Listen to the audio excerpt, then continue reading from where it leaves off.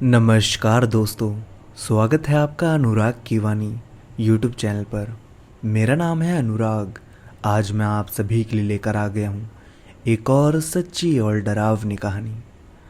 आज की कहानी बहुत ही ज़्यादा इंटरेस्टिंग और डरावनी होने वाली है, तो हेडफोन्स लगाइए और इस कहानी को अपनी आंखों के सामने इमेजिन करके सुनिएगा।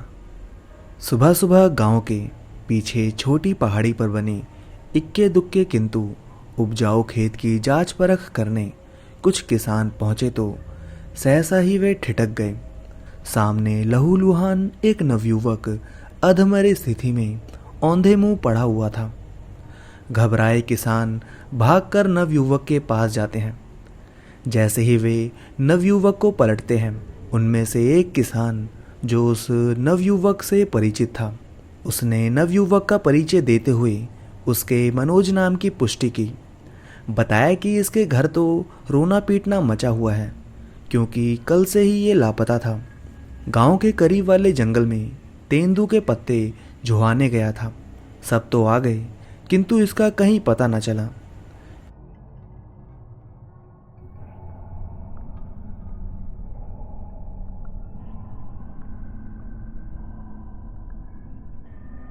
लेकिन बड़े अचरज की बात तो ये है कि उस जंगल से ये यहाँ तक आया कैसे, वो भी सुरक्षित। किसानों के लिए ये बड़ा सवाल था, जिसका उत्तर नवयुवक के होश में आने पर ही मिल सकता था। ये कहानी आज से तकरीबन 30 वर्ष पूर्व की है। चित्रकूट जिले के छोटे से गांव में रहने वाले मनोज की है। उस दिन का घटनाक्रम कुछ ऐसा था कि मनोज के घर की माली हालत बहुत ही अच्छी नहीं थी, जिसके चलते वह दिन में सुदूर विद्यालय अध्ययन करता और संध्या बेला जो भी घंटे 2 घंटे का समय मिलता तो अन्य जनों के साथ जंगल जाकर तेंदू के पत्तों को इकट्ठा करता। दोस्तों, मैं आपको बता दूं, तेंदू के पत्ते से बीड़ी बनती है और फिर दूसरे दिन विद्यालय जाते समय बीच में पड़ने वाले बाजार में उचित दाम पर खुद ही बेच आया करता। प्रतिदिन की भांति आज भी मनोज सबके साथ पत्ते इकट्ठे करने गया। सांझ ढल चुकी थी। सबने अपने गट्ठर बांधे और घर के लिए निकलने लगे। मनोज को भी आवाज लगाई, लेकिन उसने बोला, आता हूँ, 2-4 बंडल भर की पत्तियां और समेट लूं, फिर आ जाऊंगा, तब तक तुम सब चलो। यह कहकर पत्तियां इकट्ठा करने लगा। सांझ रात्रि में तब्दील हो गई और रात्रि गहराने लगी। इत्तेफाक से चांदनी रात्रि होने के कारण अपने कार्य में मस्त मनोज को इस बात का आभास भी ना हुआ। साथ ही वह गांव से करीब वाले जंगल से निकलकर दूर दूसरे जंगल तक आ गया था। जब उसे इसका एहसास हुआ, तब तक वह रास्ता भटक चुका था। इस जंगल में तो शायद अब तक गांव का कोई भी व्यक्ति नहीं आया था।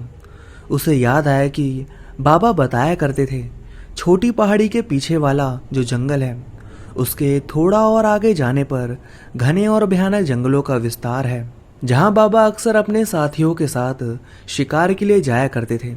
लेकिन अब तो शिकार पर पूर्णतया प्रतिबंध लग चुका है, फिर तो यहाँ कोई भी नहीं आता होगा। इसी उधेड़ बुन में और अंदाजा लगाते हुए वह काफी दूर चलता रहा, लेकिन कोई भी और या छोर उसे नजर नहीं आया। उसकी थकान और पैरों के दर्द ये बता रहे थे कि वो काफी देर से चलता रहा है। अंततः थक कर वह एक घने पेड़ के नीचे गट्ठर रखकर बैठ गया। चढ़ते चांद से अंदाजा लगाया जा सकता था कि आधी रात बीत चुकी है। अब तो उसे भूख प्यास भी सताने लगी। तभी पेड़ की पत्तियां जोर जोर से फड़फड़ाने लगी। मनोज को थोड़ा डर लगा, लेकिन उसके पास वहां से भागने का भी तो विकल्प नहीं था। साथ ही भारी पत्तियों का गट्ठर, उस पर दम निकाल देने वाली थकान, पेड़ों से आती फड़फड़ाहट की गति में वृद्धि होती गई। साथ ही पेड़ की डालियां भी जोर से हिलने लगी। मनोज की घिघी बंद गई। डर से उसने गट्ठर के नीचे खुद को छुपा लिया। धड़ाम! उसे अपने सामने कोई भारी वस्तु गिरती प्रतीत हुई। हिम्मत जुटाकर देखने का प्रयास किया तो सामने मोर था। राहत की सांस लेते हुए मनोज पुनः गट्ठर के ऊपर आराम से बैठ जाता है। लेकिन मुसीबत ने अभी साथ कहाँ छोड़ा था। खतरनाक जंगली जानवरों की आवाज उसे चैन नहीं लेने दे रही थी। अपनी सुरक्षा सुनिश्चित करते हुए वह उसी पेड़ की डाली पर जा बैठा। उसकी ये योजना सफल रही, क्योंकि जंगली सुअर का एक बड़ा झुंड उधर से गुजरा। मनोज उन्हें देखते ही अपनी सांसें रोक कर बैठ गया। उस झुंड के रास्ते में जो भी वस्तु आती, उन्होंने सभी को तहस नहस कर दिया। उस झुंड ने उसके गट्ठर की भी हालत बिगाड़ दी थी। जिस चादर से मनोज ने गट्ठर तैयार किया था, उसके चिथड़े चिथड़े उड़ गए थे और सारे तेंदू की पत्तियां इधर उधर बिखर चुकी थी। मनोज को ये सब देख एक राहत थी कि कम से कम वो खुद तो सुरक्षित है, अन्यथा गट्ठर वाली दशा उसकी भी हो जाती। अब उसने पेड़ पर खुद को सुरक्षित समझ निश्चित होकर डाली पर टेक लेकर अपनी आंखें बंद कर ली। तभी उसे लगा जैसे उसके कंधे पर किसी ने हाथ रखा। उसने घबराहट में पलटकर देखा तो आसपास कोई नहीं था। फिर भी उसकी धड़कन बढ़ गई थी। कुछ ही समय बीता होगा कि उसे पुनः वही एहसास हुआ। फिर से पलटकर देखा तो कोई नहीं था। एक हल्की सी फुसफुसाहट ऊपर की डाली से आ रही थी। मनोज ने जब ऊपर देखा तो उसके पसीने छूट गए। एक विशालकाय सांप ने पूरी डाली को लपेट रखा था, जिसकी पूंछ उसके कंधे को स्पर्श कर रही थी। जब तक वो सांप कुछ अनिष्ट करता, मनोज उसी अवस्था में धीरे से नीचे उतरता है। मनोज अब बुरी तरह सहम गया था, पाँव दबाकर चल रहा था। फिर भी सूखी हुई पत्तियां चरमर की आवाज करती, जो अपने आप में ही बड़ी डरावनी थी। जंगल का हर स्थान, हर पेड़ पौधों पर इस समय किसी न किसी जीव का निवास बन चुका था। मनोज चलता ही जा रहा था। जंगल इतना घना हो चुका था कि चंद्रमा का प्रकाश भी वहां पहुंचने में असमर्थ था। अंधेरे में लंबे बड़े पेड़ किसी दैत्य के समान लग रहे थे। पेड़ों पर चमकते जुगनू और रीवा झिंगुर की बेसुरी चीचिहाट अलग ही खौफ बना रहे थे। ऊपर से जंगली जानवरों का भय भी था। मनोज की वहां से सुरक्षित निकलने की उम्मीद टूटने लगी। तभी उसे दूर पेड़ की मुंडेर पर, जो आसमान को स्पर्श करती प्रतीत हो रही थी, वहां एक मध्यम सी दूधिया रोशनी नजर आई, जो बताती है कि वो जुगनू तो नहीं था, वो जुगनू से 100 गुना बड़ा था। मनोज वहीं का वहीं ठिठक गया।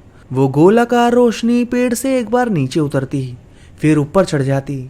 मनोज बहुत देर से इस क्रम को देखता रहा। अब धीरे धीरे वो रोशनी एक आकृति का रूप लेती और पुनः वो गोल आकार बनकर चमकने लगती। इसी बीच उसे जंगली भेड़िए की तीखी आवाज सुनाई दी, जो तकरीबन संख्या में दर्जन भर रहे होंगे। वो आवाज बड़ी तीव्रता से सरसराहट के साथ मनोज के करीब आ रही थी। मनोज को सामने का भी कोई मार्ग स्पष्ट नहीं हो पा रहा था। खूब अंधेरा और सामने घने वृक्षों के मध्य निकलना मुश्किल था। तभी वो दूधिया रोशनी तीव्रता से मनोज के निकट आने लगती है, जो कभी बड़ी होकर अजीब सी आकृति बन जाती, तो कभी गोल चमकीले पिंड की भांति जमीन पर लुढ़कने लगती। एक तरफ से रोशनी की रफ्तार, तो दूसरी तरफ उसी रफ्तार से आते भेड़ियों का समूह। बीच में मनोज ठिठका हुआ पसीने में नहाया अपने इष्ट का सुमिरन करने लगा। मनोज का दिमाग बंद हो चुका था। सोचने समझने की शक्ति क्षीण हो चुकी थी। उसने तो खुद ही अपनी अंतिम सांसों की गिनती करनी शुरू कर दी। तभी वो रोशनी मनोज के और करीब आई, जिसमें से अब पायल की मधुर धुन और खिलखिलाहट की आवाज आने लगी। अचानक उस रोशनी ने एक स्त्री की आकृति ले ली। उसके बिखरे बाल और सिर्फ चमकीले दांत ही स्पष्ट हो रहे थे। उसका यह रूप क्षणिक ही था। ऐसा प्रतीत हुआ मानो वो आकृति मनोज पर चिपटने ही वाली है। उससे पहले ही मनोज ने देखा कि घुर्राती हुई आवाज ने उसे चारों तरफ से घेर लिया है। चारों तरफ अधिक संख्या में सिर्फ एक साथ कई आंखें चमक रही हैं, जो निश्चित रूप से उन घुर्राते भेड़ियों की थी, जिन्होंने मनोज को अवसर दिए बिना ताबड़तोड़ प्रहार कर दिया। मनोज के मुख से जोर की चीख निकल गई और अंतिम बार हकलाते हुए अपने आराध्या का नाम पुकारने का प्रयास किया। भेड़ियों के पंजे किसी नुकीले प्रस्तर की भांति उसको लहूलुहान कर ही रहे थे कि उस प्रकाश पुंज ने मनोज का हाथ थाम लिया और तड़ित भांति क्या घने पेड़ पौधे, क्या कटीली झाड़ियां, सबको पलक झपकते पार करते किसी स्वप्न लोक का आभास कराने लगी।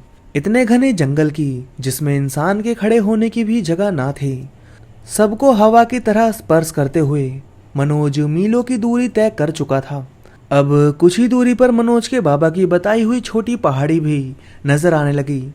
छोटी पहाड़ी तो कहने भर की थी, जबकि जंगल मुहाने की पहाड़ी का बाग बेडौल टूटे फूटे ढलाऊ पत्थर के साथ कटीली घनी झाड़ियां युक्त थी, जो आवागमन के लिए पूर्णतः दुर्गम थी। इन्हीं सब कारणों से इस जंगल की तरफ लोगों का आना संभव नहीं था। मनोज ने इस रास्ते को भी बड़ी सरलता से पार कर लिया और पहाड़ी के ऊपर समतल जमीन पर आकर रुक गया। सबसे आश्चर्य की बात तो ये थी कि पहाड़ों पर उस समय हरी भरी चने की खेती थी, लेकिन क्या मजाल कि उसके पैरों से एक भी फसल नष्ट होती। तभी वो प्रकाश पुंज मनोज को तीव्रता से जमीन पर पटक देती है। मनोज डर से कहरा उठता है। उसकी नजरें धुंधली हो चली थी। सामने खड़ा प्रकाश पुंज धुंधला नजर आ रहा था, जो अब डरावना रूप ले चुका था, जिसे देखकर बड़े से बड़े सूरमा की भी हेकड़ी निकल जाती। फिर भी मनोज ने हकलाते हुए इतना भर पूछने की हिम्मत कर ही डाली कि आखिर आप हो कौन? प्रकाश पुंज अठास करते हुए बोले, मैं हूं जंगल की कांति। दोबारा इधर आने की हिम्मत मत करना, अन्यथा बाहर नहीं निकल पाओगे मूर्ख। चारों तरफ जोर की हंसी गूंजी और तभी प्रकाश पुंज धुएं के साथ गायब हो गए। साथ ही मनोज भी मूर्छित हो गया। किसानों ने अपने गमछे को गीला करके मनोज के मुख को आहिस्ते से पोंछा तो मनोज की मूर्छा टूटने लगी, किंतु पीड़ा इतनी अधिक थी कि बोलना मुश्किल हो रहा था। फिर भी जीवन बचे या नहीं, यही सोचकर सारी घटना गांव वालों को कह सुनाया, सचेत करते हुए मानवों को मर्यादा में रहने की हिदायत देता हुआ पुनः मूर्छित हो गया। जब गांव वालों ने मनोज के मुख से ये घटना सुनी तो सभी किसान जंगल की तरफ मुड़कर श्रद्धा से नतमस्तक हुए और मनोज को सहारा देते हुए गांव की तरफ चल पड़े। तो दोस्तों, कहानी बस यहीं तक थी। आपको कहानी कैसे लगी कमेंट करके जरूर बताइएगा, और हाँ, चैनल को सब्सक्राइब करना मत भूलिएगा। तो चलिए दोस्तों, सुनते हैं आज की दूसरी कहानी। माधव और खुशी की हाल ही में शादी हुई है।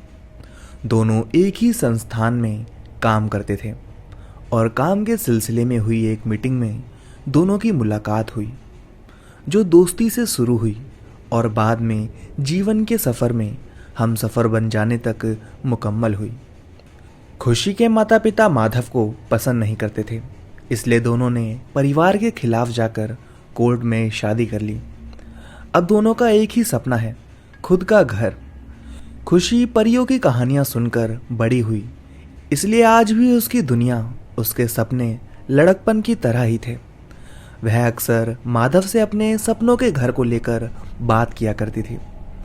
ऐसे पर्दे होंगे, ऐसी बालकनी होगी, एक छोटी सी बगिया होगी। माधव कभी भी खुशी की बातों को हल्के में नहीं लेता था।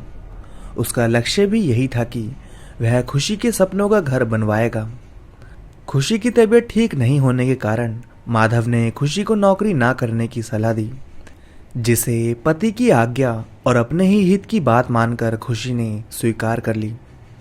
अब खुशी घर पर ही रहती और अपने घर के सपने बुनती। किराए के घर को भी उसने करीने से सजाया हुआ था, जैसे उसका अपना घर हो। खुशी बालकनी में ही थी, पौधों को पानी दे रही थी।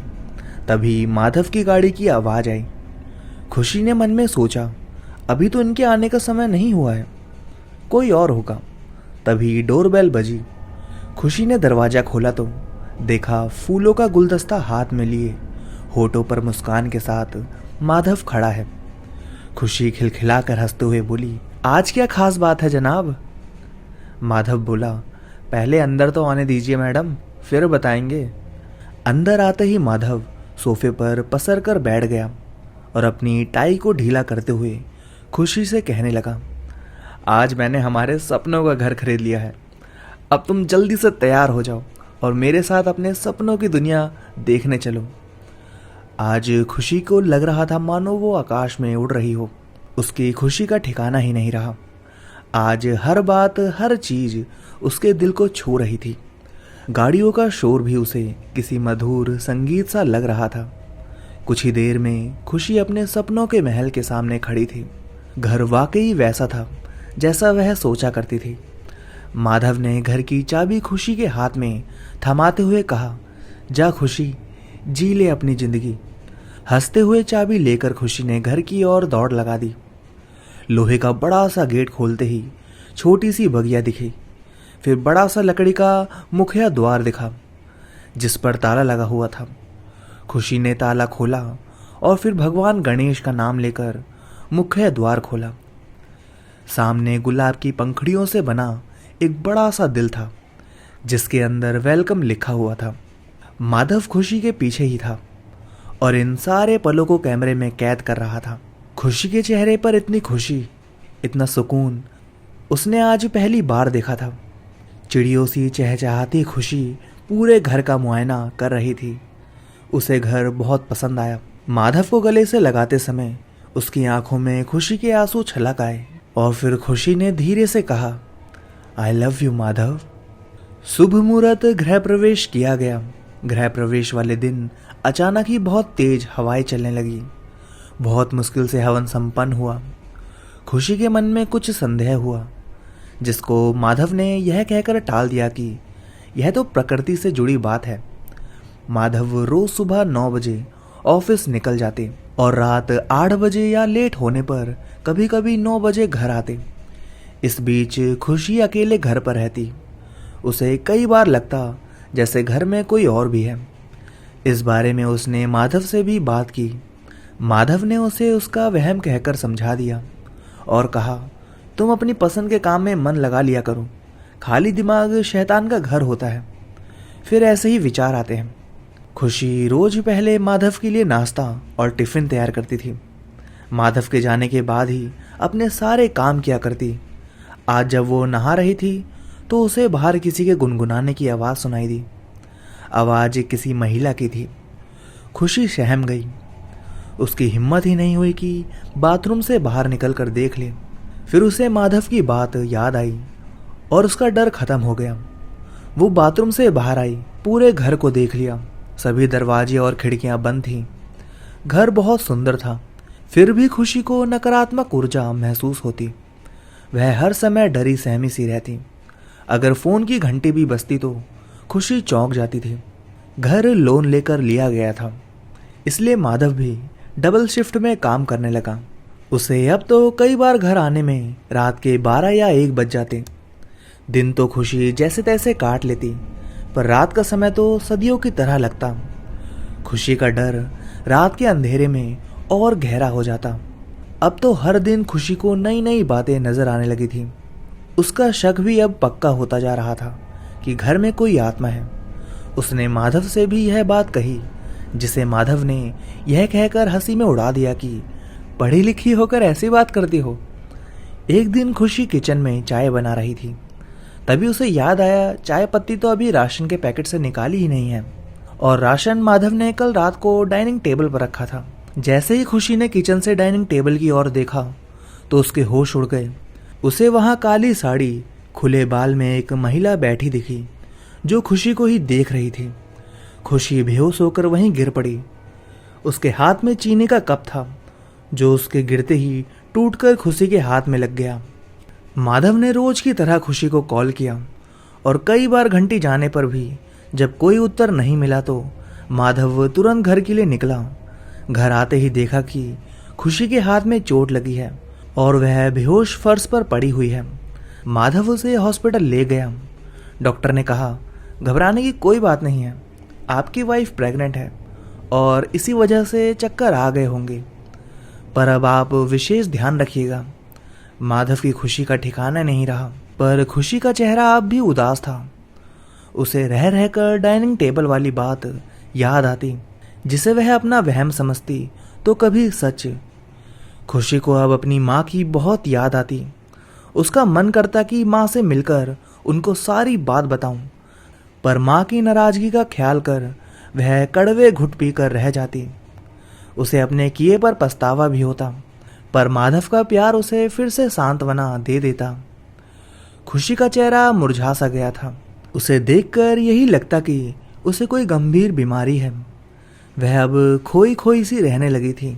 माधव ने उसे एक कहानी की किताब दी और कहा, इसे पढ़ा करो, बहुत अच्छी है। कहानी पढ़ते पढ़ते खुशी की आंख लग गई। जब आंख खुली तो सामने एक महिला बैठी दिखी। चौंकते हुए खुशी ने पूछा, आप कौन हैं? यहाँ कैसे आई? खुशी, खुशी, मैं तुम्हारी पड़ोसन हूँ। दरवाज़ा खुला था इसलिए सीधे तुम्हारे पास चली आई। तुम भी मेरी तरह अकेली रहती हो, इसलिए सोचा तुम्हें कंपनी दे दूँ। वैसे भी ऐसे समय तुम्हें यूँ उदास नहीं रहना चाहिए, बच्चे की सेहत पर असर पड़ता है। खुशी को उनका चेहरा जाना पहचाना सा लगा, पर याद नहीं आ रहा था कि उन्हें कहाँ देखा है। अब तो रोज माधव के जाते ही खुशी की पड़ोसन आ जाती और माधव के घर आने के थोड़ी देर पहले ही चली जाती। खुशी भी अब पहले की तरह दिखने लगी। वह खुश रहती और अब उसे घर में किसी भी तरह का कोई डर नहीं लगता, ना ही कुछ दिखाई देता, ना कुछ सुनाई देता। अब खुशी को भी समझ आ गया था कि यह मेरा वहम ही था। ऐसे ही 9 महीने बीत गए और खुशी ने एक सुंदर से बेटे को जन्म दिया। खुशी ने माधव को पड़ोसन के बारे में बता दिया था। दोनों ने हॉस्पिटल में उनके आने का इंतजार किया। माधव को जरूरी काम के चलते ऑफिस जाना पड़ा। थोड़ी देर बाद ही खुशी की पड़ोसन आ गई। खुशी ने उनसे कहा, मेरे हस्बैंड आपसे मिलने के लिए काफ़ी समय तक आपका इंतजार करते रहे, फिर ऑफिस चले गए। कोई बात नहीं, फिर कभी मिल लेंगे। यह कहकर मिसेस शर्मा ने बच्चे को अपनी गोद में ले लिया। बच्चे को देखकर वो इतनी खुश थी जैसे बच्चा उनका अपना ही हो। बहुत देर तक वो बच्चे को अपने सीने से लगाए रही। नर्स के कहने पर उन्होंने बच्चे को खुशी की गोद में दे दिया। बच्चे को लेकर उनका जो उतावलापन था वह खुशी को अजीब लगा, पर मिसेस शर्मा ने खुशी की बहुत सेवा की थी। उसका ख्याल बड़ी बहन की तरह रखा, इसलिए खुशी ने उनसे कुछ न कहा, न कुछ पूछा। खुशी को हॉस्पिटल से छुट्टी मिल गई थी। हॉस्पिटल से आने के बाद भी मिसेस शर्मा ने खुशी की बहुत देखभाल की। बच्चे से उनको विशेष लगाव हो गया था। एक दिन बच्चे को खूब आशीर्वाद देकर रोने लगी। खुशी को उसका व बच्चे का कैसे ध्यान रखना है सारी बातों की हिदायत देने लगी। इस पर हंसते हुए खुशी ने कहा, आप तो ऐसे कह रही हैं जैसे अब कभी नहीं आएंगी। मिसेस शर्मा बुदबुदाते हुए बोली, हाँ, मेरी मुक्ति जो हो गई है। अगले दिन से 1 सप्ताह तक मिसेस शर्मा नहीं आई। खुशी को चिंता हुई। उसने माधव को शर्मा जी के घर भेजा। माधव जब शर्मा जी के घर पहुंचा तो दरवाज़ा मिसेस शर्मा ने ही खोला। माधव बोला, आप ही मिसेस शर्मा हैं? मिसेस शर्मा बोली, जी हाँ, कहिए क्या बात है? माधव ने बोला, खुशी ने आपको याद किया है, आप घर नहीं आई तो उसे आपकी फिक्र हो रही है। मिसेस शर्मा बोली, कौन खुशी? मैं तो कभी आपके घर आई ही नहीं। माधव इतना सुनकर आश्चर्य करता हुआ अपने घर लौट आया तो देखा हॉल में घर के पुराने मालिक बैठे हुए थे। माधव को देखकर उन्होंने खड़े होकर माधव की ओर हाथ बढ़ाते हुए माधव का अभिवादन किया। माधव भी हंसते हुए उनसे गले मिलकर बोला, कहिए कैसे याद आई शर्मा जी? शर्मा जी बोले, याद तो रोज ही करते हैं। आज एक काम के सिलसिले में इस शहर आया था, सोचा आपसे मिल लूं और आपके घर से मेरी अमानत लेता चलूं। माधव बोला, आपकी अमानत? शर्मा जी बोले, जी हाँ, आपकी जो डाइनिंग टेबल है इसके नीचे एक हिडन ड्रॉअर है जिसमें मेरी बीवी की तस्वीर है। सोचा आपको इस छुपे ड्रॉअर के बारे में भी बता दूं और अपनी अमानत भी ले लूं। माधव बोला, जी जरूर। इतने में ही खुशी भी हॉल में आ गई। मिस्टर शर्मा ने एक चाबी जेब से निकाली और ड्रॉअर को खोलकर उसमें से तस्वीर निकाली। खुशी के चेहरे पर तस्वीर देखकर चमक आ गई। वह चहकते हुए बोली, मिसेस शर्मा? मिस्टर शर्मा बोले, जी भाभी जी, सही पहचाना, ये मेरी धर्म पत्नी मिसेस शर्मा है। खुशी बोली, कैसी है वो? पिछले सप्ताह से उन्होंने घर आना ही छोड़ दिया, कोई नाराजगी है क्या हमसे? मिस्टर शर्मा बोले, ये आप क्या कह रही हैं? खुशी बोली, मिसेस शर्मा ने ही तो मेरी इतनी अच्छी देखभाल की थी। हैरान व उदास होकर शर्मा जी ने कहा, मेरी धर्म पत्नी का तो स्वर्गवास हो गया। इस हादसे को हुए 2 साल हो गए। उसे बच्चे बहुत पसंद थे, बहुत प्यार करती थी वह आस पड़ोस के बच्चों से भी, लेकिन बदकिस्मती से अपने ही बच्चे को जन्म देते वक्त वह अपनी जान गंवा बैठी। इस वजह से मैंने यह घर और शहर ही छोड़ दिया था। माधव को पड़ोस की मिसेस शर्मा की बात समझ आ गई और पूरा माजरा भी कि खुशी सही कहती थी कि इस घर में कोई आत्मा है। हवन में विधन आने की वजह भी मिसेस शर्मा थी। जैसे ही खुशी के मां बनने की खबर मिली उसके बाद से मिसेस शर्मा खुशी के साथ रही और बच्चे के जन्म के बाद उनकी आत्मा तृप्त हुई और उन्हें मुक्ति मिल गई। खुशी को भी अब मिसेस शर्मा का चेहरा याद आ गया था। उसने उन्हें डाइनिंग टेबल के यहाँ बैठा देखा था, जिन्हें देखकर वह बेहोश हो गई थी। माधव, खुशी और मिस्टर शर्मा तीनों खुश थे, क्योंकि एक भटकती आत्मा को मुक्ति मिल गई। तो दोस्तों, कहानी बस यहीं तक थी। अगर आपको कहानी अच्छी लगी हो तो कमेंट में जय महाकाल या फिर हर हर महादेव कमेंट करना मत भूलिएगा। तो चलिए दोस्तों, सुनते हैं आज की दूसरी कहानी। पीयूष जब 3 साल का था, उसकी माँ की अचानक मृत्यु हो गई थी। तब से उसके पिताजी शिव ने उसे बड़े लाड प्यार से पाला था। उसके प्यार में कभी कोई कमी ना रहे, इसलिए शिव ने कभी दूसरी शादी नहीं की थी। शिव एक फॉरेस्ट ऑफिसर था। उसे सरकार से सब कुछ मिलता था, गाड़ी, बंगला, पैसा, और इसके साथ एक और चीज भी मिली थी, सरकारी ऑर्डर। साल के पहले दिन 1 जनवरी को शिव को ईमेल मिला। उसका तबादला देवगढ़ में किया गया है और उसी रात को उसे देवगढ़ के लिए रवाना होना था। शिव ने बड़ी मिन्नतें करके और बड़े वादे करके अपने बेटे पीयूष को नई जगह शिफ्ट होने के लिए मना लिया था। वह दोनों सुबह 10:30 बजे देवगढ़ पहुंच गए। देवगढ़ पहुंचने के बाद वहां का मनमोहक नज़ारा देखकर खुशी से चिल्लाते हुए पीयूष यहाँ वहां भागने लगा, क्योंकि वहां बच्चों के खेलने के लिए एक बड़ा पार्क था, जिसमें बहुत सारे झूले, फिसल पट्टी, स्विमिंग पूल और भी बहुत कुछ था। पीयूष को खुश देखकर शिव के नए सेक्रेटरी श्याम के मुंह से निकल गया, आपसे पहले वाले एक अफसर ने यह पार्क उनके बच्चों के लिए बनवाया था। उसकी इस बात पर बगल में खड़े दूसरे बड़े अफसर ने श्याम को चुप रहने का इशारा किया, लेकिन यह सुनकर शिव के मुंह से निकल ही गया, जिसे वह अफसर सुनना नहीं चाहता था। शिव बोला, वैसे कहाँ तबादला हुआ है उस पार्क बनाने वाले अफसर का। तभी अचानक पीयूष का पैर फिसलकर स्विमिंग पूल में गिर पड़ा और उसे बचाने के लिए शिव बिजली की रफ्तार से दौड़ा और किसी धनुष से निकले तीर की तरह पानी में कूद गया और उसने कुछ ही सेकंड में पीयूष को पानी से बाहर निकाल दिया। उस वक्त दूसरा बड़ा अफसर इस बात का शुक्र मना रहा था कि शिव ने अपने पूछे हुए सवाल का जवाब वापस नहीं मांगा। शिव ने पीयूष को बंगले में ले जाकर बेड पर लेटा दिया। कुछ समय आराम करने के बाद पीयूष फिर से उछल कूद करने लगा। सेक्रेटरी ने शिव को उसकी जिम्मेदारियां समझा दी। शिव की हद में 100 एकड़ का जंगल था और उसका सरकारी बंगला उसी जंगल सीमा पर बनाया गया था। शिव ने गाइड्स को बुलाया जंगल का राउंड मारने के लिए। गाड़ी निकालने का आदेश दिया। जाते जाते उसने सोचा कि क्यों ना पीयूष को भी जंगल दिखा लाऊं, कोई खरगोश या हिरन दिख गया तो खुश हो जाएगा बच्चा। इस तरह से उसने पीयूष को भी अपने साथ ले लिया। गाड़ी में शिव ने श्याम और वहां के एक पुराने गार्ड के चेहरे पर डर पहचान लिया था। फिर शिव ने सवाल पूछ लिया जो कुछ समय पहले टल गया था।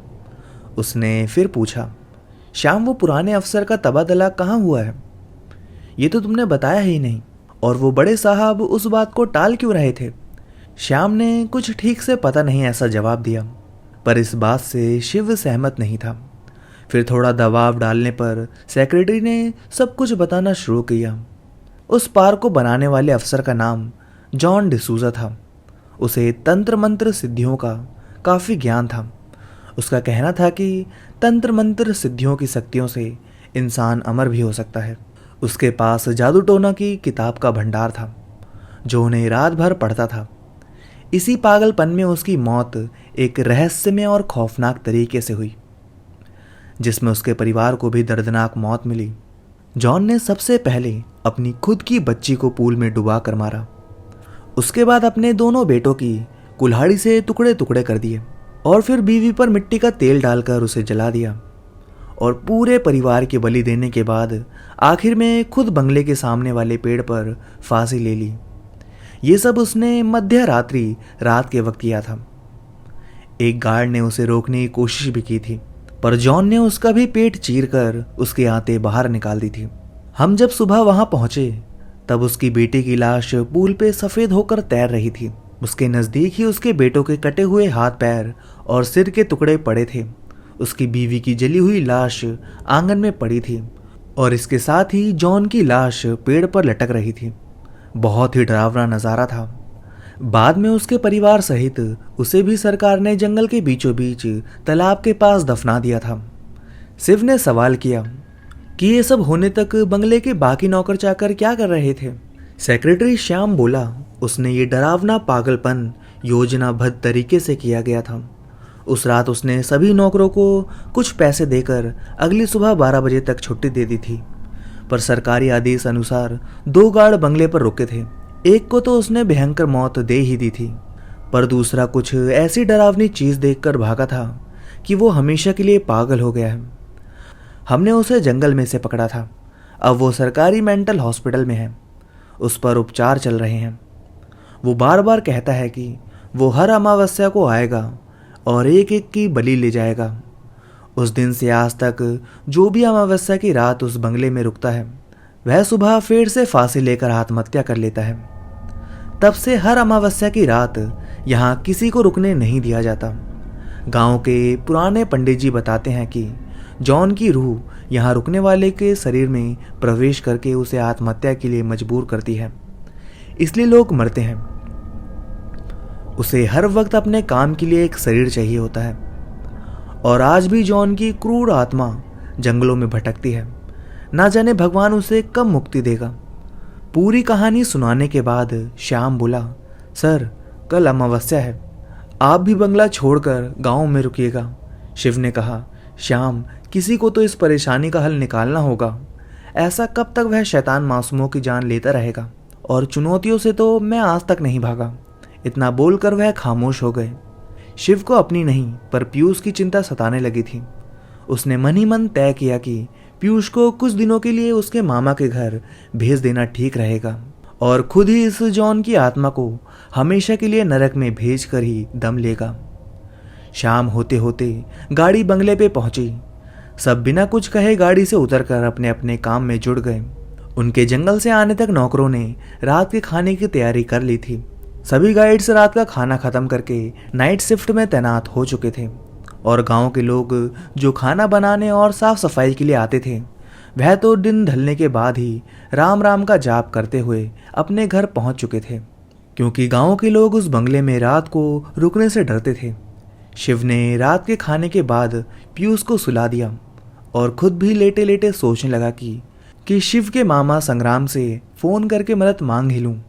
वो बीच में जाकर एक बेंच पर बैठा और सिगार सुलगाने लगा। तभी सन्नाटे को चीरते हुए आने वाली एक चीख ने उसे डरा दिया। वो आवाज़ गाइड्स की थी। शिव गेट की तरफ तेजी से भागा। वहां पहुंचने पर जो नज़ारा शिव की आंखों ने देखा था, उससे उसका कलेजा कांप उठा, क्योंकि मौत का तांडव शायद अमावस्या से पहले ही शुरू हो चुका था। उन दोनों गाइड्स की लाशें गेट के पास ही पड़ी थी। शिव ने वक्त जाया नहीं किया। वो तेजी से पीयूष के कमरे में पहुंचा, पर पीयूष अपने बेड पर नहीं था। शिव उसे आवाज़ें देते हुए सभी कमरों में देखने लगा। शिव की आवाज़ सुन के श्याम अपने कमरे से बाहर निकला। शिव ने बाहर जो कुछ देखा उसे सब बता दिया। फिर दोनों मिलके पीयूष को ढूंढने लगे। तभी स्विमिंग पूल के पानी में कुछ जोर से गिरने की आवाज़ आई। दोनों घर के बाहर स्विमिंग पूल की तरफ भागे। वहाँ स्विमिंग पूल पर पीयूष एक आदमी के साथ पानी पर खड़ा था। श्याम कांपती आवाज़ से बोला, जॉन डिसूजा। वो प्रेत आत्मा शिव को देखकर हंस रही थी, मानो वो पीयूष को अपने साथ किसी और दुनिया में ले जाने आया हो। घबराहट से शिव की सांसें फूल रही थी। उसी वक्त वो जोर से चिल्लाया और उठ के अपने बेड पर बैठ गया, क्योंकि वो सिर्फ एक बुरा सपना था और पीयूष उसके बगल में अपने टेडी बियर से लिपटकर सो रहा था। उसके बाद शिव ने संग्राम को फ़ोन करके कुछ देर बात कर ली। फ़ोन रखने से पहले संग्राम सिर्फ इतना ही बोला कि मैं समय पर पहुंच जाऊंगा, क्योंकि दूसरे ही दिन ही अमावस्या थी। शिव पीयूष के साथ हनुमान जी के मंदिर माथा टेक के आया और वहाँ के पुराने पंडित जी से पहचान भी कर ली। शिव ने एक रात के लिए पंडित जी के पास पीयूष को रखने की मंजूरी ले ली और सुबह अपने कामों में लग गया। शाम होने के साथ ही सभी गांव के कर्मचारी डरते हुए अपने अपने घर जा चुके थे। शिव की हिम्मत देख के उसके साथ 2 गाइड्स और सिक्योरिटी श्याम भी रुका था। शिव ने उन्हें अपनी योजना बताना शुरू किया। शिव ने कहा, जॉन की रूह को अपने काम को अंजाम देने के लिए एक शरीर की आवश्यकता होती है। उसे हमसे किसी को मारने से पहले उसके शरीर में प्रवेश करना होगा। तो हम सबको बस उससे कुछ देर के लिए उलझना है। जिसके शरीर में जॉन की आत्मा होगी उसे पकड़कर या फिर बांध कर रखना है। उसके बाद उसे हमेशा के लिए मुक्ति मिल जाएगी। ठीक रात के 12 बजे गार्ड ने शाम का गला दबाने की कोशिश की। उसे काबू में रखने के लिए सबने उसे पकड़ रखा, पर उसमें इतनी ताकत आ गई थी कि उसने सबको दूर फेंक दिया। किसी तरह उस दूसरे वाले गार्ड और श्याम ने उसे रस्सियों से फंसाकर कुछ समय के लिए काबू कर लिया। तब तक शिव ने बंदूक की एक गोली आसमान में चलाकर किसी को सिग्नल दिया और कुछ ही मिनटों में रस्सियों में बंधा हुआ वह गार्ड ऐसी हरकतें करने लगा जैसे किसी ने उसको जला दिया हो। उस वक्त जंगल के बीचों बीच गांव के पंडितों और संग्राम जॉन डिसूजा की कब्र में ही उसे जला रहे थे और कुछ ही समय बाद वह गार्ड नॉर्मल हो गया। बाद में शिव ने सबको समझाया कि काले जादू की किताब में एक रस्म है जिसमें जॉन उस कब्र में रहते हुए भी जिंदा था। यहाँ उसकी आत्मा सिर्फ अपनी भूख मिटाने आती थी, जो कि किसी मासूम की जान लेकर मिटती थी। और उस किताब के अनुसार अगर मरने के बाद भी जॉन ने 100 इंसानों की बलि पूरी की होती तो वह अपने कब्र में से ही जिंदा होकर हमेशा हमेशा के लिए अमर हो जाता। इसलिए ये मायाजाल मैंने उसके लिए रचा था ताकि वो कब्र छोड़कर यहाँ आए और वहाँ हमारे लोग उसकी लाश को कब्र में ही जला सकें। श्याम ने पूछा कि आपको ये सब कैसे पता चला? शिव ने जवाब दिया, तुमने ही बताया था कि जॉन के पास जादू टोने की किताब का भंडार है। वह भंडार मुझे रात को तहखाने में मिला। उसमें एक काले जादू से अमर होने की किताब थी। तो दोस्तों, कहानी बस यहीं तक थी। आपको कहानी कैसे लगी कमेंट करके ज़रूर बताइए। और हाँ, कमेंट में जय महाकाल या फिर हर हर महादेव कमेंट करना मत भूलिएगा।